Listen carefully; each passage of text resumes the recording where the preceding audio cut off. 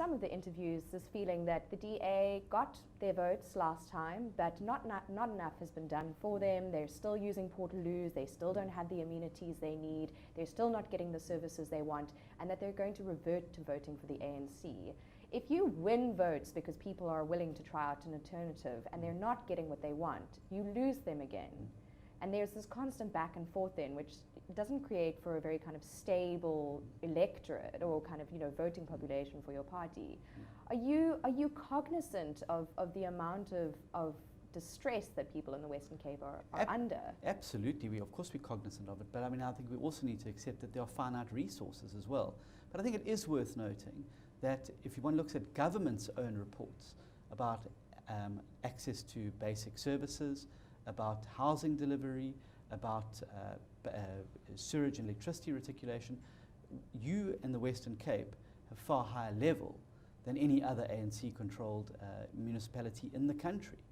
The City of Cape Town is by far the best deliverer of basic services. It is the cleanest and accountable government, and in fact got criticised by the National Treasury in the last budget cycle because they said that we were spending, quote, too much money on the poor.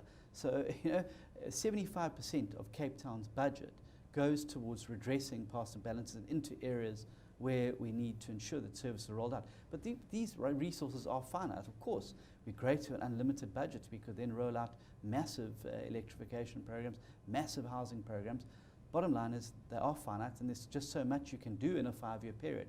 But I think if people look back over the last 5 years, particularly in the City of Cape Town, and look at the delivery record and compare that with ANC-run metropolitan areas around the country, they can see the DA difference. Much higher levels of employment, much higher access to basic services, cleaner and accountable government.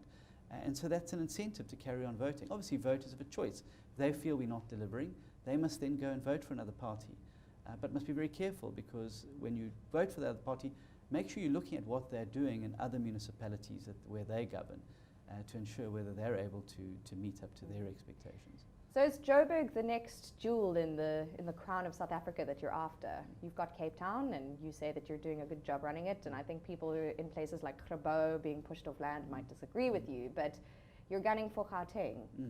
Well, absolutely. We're gunning for a number of provinces, a number of key cities. The key one amongst these is Nelson Mandela Bay. It is one of the metros in the last election where the ANC dipped under 50%, which makes it vulnerable for an opposition taker. We've seen as well the ANC's very poor reception, unable to fill stadiums, unable to fill even school halls.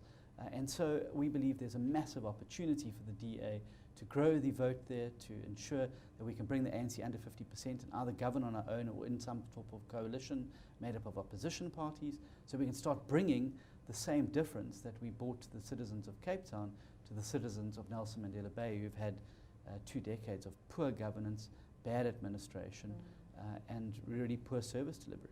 And it all comes down to that ballot box at the end of the day. You know, whether stadiums are filled or not, or school halls or whatever, it's really what we see during election time that's going to be the telling kind of outcome. Absolutely, and I think that the last election is a good barometer, and I think that's what we're basing our initial line of attack on, is that the ANC did not fill the ballot boxes with ANC votes in sufficient numbers, as they have done in places like Durban and other areas. And so they are now vulnerable there, and we've obviously got, as an opposition party, to take advantage of that, and we are doing so. Certainly we run one of the most significant polling operations in the country, and our polls are looking really, really good in Nelson Mandela Bay. But it'll mean that every opposition voter or every person who's unhappy with the ANC has to come out and vote. And so that's, you're right, it does come down to the votes in the ballot box, which is why it's important that those who are unhappy realize that they can drive change, they can be the agents of change through their vote. And you'd rather they were agents of change through your party than any of the others? Well, of course. I mean, I think we're in the business of votes, and the more votes we can get into the DA ballot box, the more that we believe we can drive the change agenda and bring a real meaningful difference to those people's lives.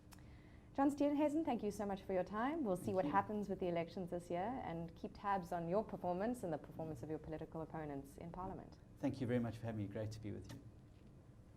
Cool. How long was that? Just over 30 minutes. Sure. It's going to stream.